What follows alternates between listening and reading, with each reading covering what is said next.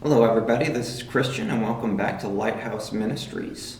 So, this week I have decided to do another chapter review of the Bible. And as I have done my studies and deciding which chapters I would like to overview with you folks, I've found that I have been able to just in my deep study commit more of this to memory. This is something that I think I'm going to wind up doing a lot of. I do still plan on doing whole book run-throughs. I mentioned Romans before. That would be a very big project, so we would definitely take breaks in between that. But I do like checking out these specific chapters in the Bible and picking out the nuggets of knowledge, wisdom, and information that can be found within them. And I have just really enjoyed going through these chapters and learning what I can, studying it as best as I can, and just taking what I can from these passages to lead you guys through them, and hopefully you can find some benefit to those as well. So the chapter that I wanted to look through this week with you guys is Matthew chapter 18. So I'm going to go ahead and get started, and we will read the first couple verses. Matthew chapter 18, starting at verse 1. At that time, the disciples came to Jesus and said, "Who is greatest in the kingdom of heaven?"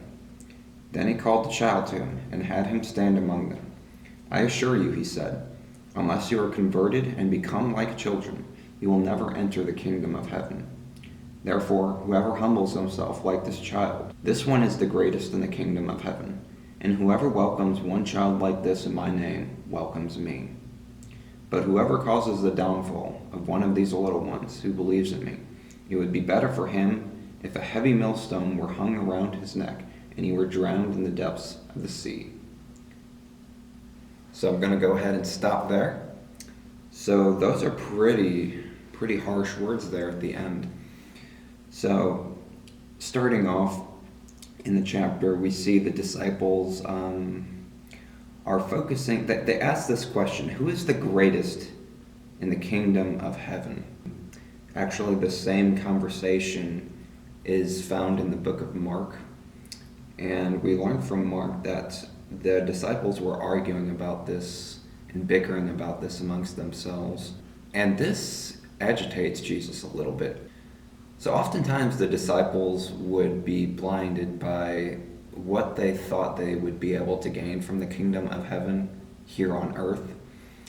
And in this case, Jesus winds up getting agitated with them because they ask, "Who is the greatest in the kingdom of heaven?" And by doing that, they kind of showed where their minds were at in regards to the kingdom of heaven. And that was what the kingdom of heaven could provide for them in terms of status and of power. So they wanted to know who would be the greatest in the kingdom of heaven. And Jesus goes on to tell them. He brings a child in their midst and tells them, I'm going to reread a little bit. "I assure you," he said, "unless you are converted and become like children, you will never enter the kingdom of heaven." So I find this passage interesting because if you watched my last video, which was covering 1 Corinthians 13, that chapter talks about casting off childish ways of living. But it's interesting because in here, Jesus says that unless you are converted and become like children, which seems to be very in counter against what Paul was saying in 1 Corinthians. So what I believe Jesus is saying in these verses is that because children depend entirely upon adults to care and provide for them, so we must also sacrifice our complete independence and give it to God. So in that way, we must become more like children, become more dependent on God to provide for us rather than trying to provide for ourselves. So reading verse 4 again, it says, "Therefore, whoever humbles himself like this child, this one is the greatest in the kingdom of heaven." So when we are able to become more childlike in the sense that we rely on God to provide for us, God recognizes that. He wants to bless those who humble themselves like children, coming to Him for all things. So by doing that, by becoming lower, by making ourselves lower than what we might be comfortable with, we are in fact setting ourselves high above all those people who might be too prideful to ask for help and to rely on God. So by having the faith to believe that God will provide for you in your circumstances, praising Him in the good ones and praising Him in the bad ones, but coming to Him for all things. And Jesus says that those are going to be the greatest in the kingdom of heaven. And I also like how it says in verse 5 that whoever welcomes one child like this in my name welcomes me. So there are several verses that I believe are in relation to this one. So I just want to share with you. I'm going to be reading a little bit from just a couple chapters after this one. We're going to be looking at Matthew chapter 25, starting in verse 34, which says, "Then the king will say to those on his right, 'Come, you who are blessed by my Father, inherit the kingdom prepared for you from the foundation of the world. For I was hungry, and you gave me something to eat. I was thirsty, and you gave me something to drink. I was a stranger, and you took me in. I was naked, and you clothed me. I was sick, and you took care of me. I was in prison, and you visited me.'" And then skipping to verse 40, it says, "And the king will answer them, 'I assure you, whatever you did for one of the least of these brothers of mine, you did for me.'" So as you can see, there is a parallel between Matthew chapter 18, verse 5, and then in Matthew 25, those verses there. There's also another couple verses in James chapter 3, which talk about people who wish well on others, but do little to nothing to meet the needs of those who are actually needing assistance. So there are definitely other correlating verses in the Bible that speak to something similar as to what Jesus is saying here about the children. So I also wound up reading through verse 6, and that verse is pretty harsh. It says, "But whoever causes the downfall of one of these little ones who believes in me, it would be better for him if a heavy millstone were hung around his neck and he were drowned in the depths of the sea." Wow, that sounds pretty rough. So Jesus is saying here that if we knowingly mislead children away from God, away from truth, then we are really putting a harsh judgment upon ourselves. So there's definitely some clear judgment to be had for any adults who would knowingly mislead a child. And it's very interesting how there is a specific wording where Jesus says, "But whoever causes the downfall of one of these little ones who believes in me," that's very important.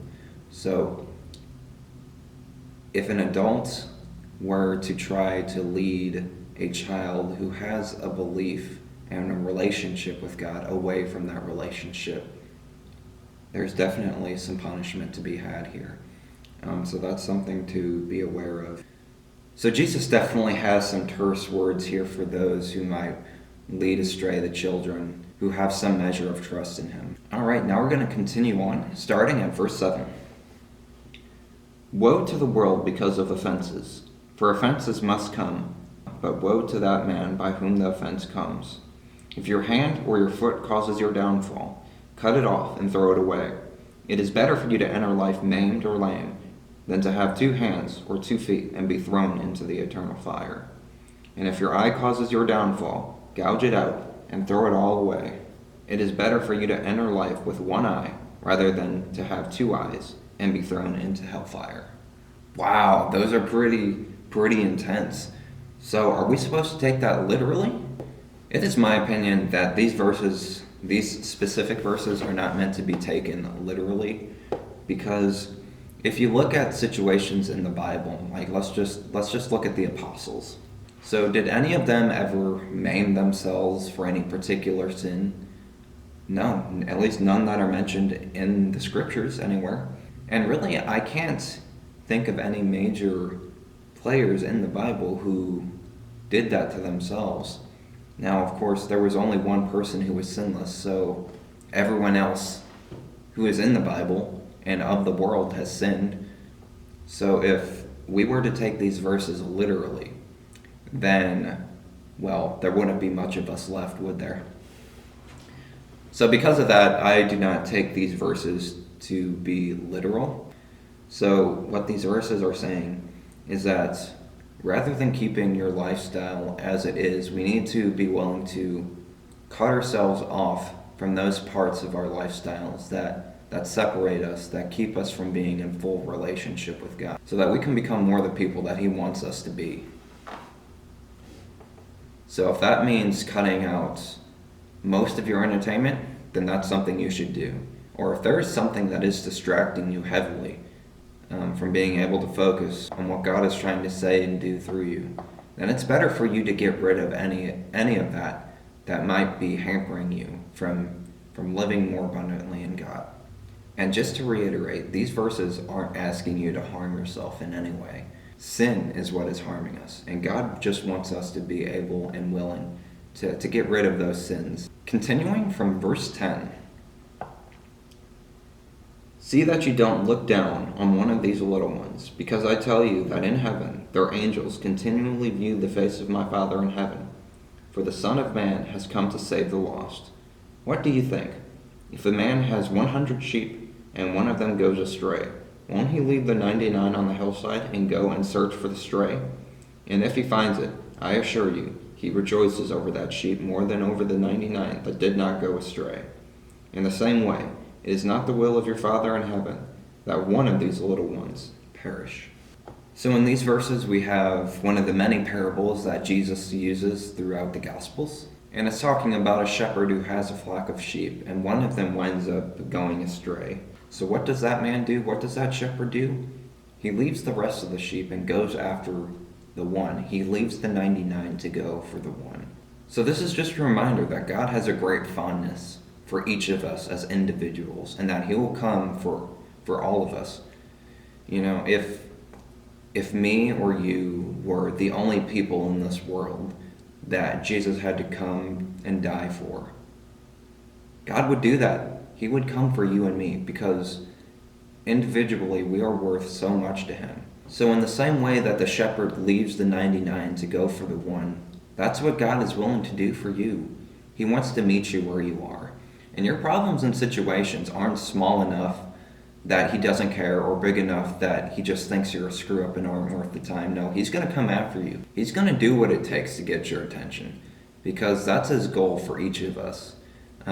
Now, we as a people, as Christians, as believers, have a responsibility to be good shepherds in the sense that we bring the word to people. But God is the one who pursues us relentlessly through His Spirit. So it is the will of the Father that not one of us should perish apart from Him. That's His goal. So because I don't want most of my videos to go over 20 minutes like my first one did, I'm going to go ahead and end this video here. Ended at verse 14. And actually the second half of this chapter was the main motivator for me to want to do a video on this particular chapter. So I definitely want to spend some time going in depth in the second half of this chapter. So next video is going to be Matthew chapter 18, part 2. Until then, take care and God bless.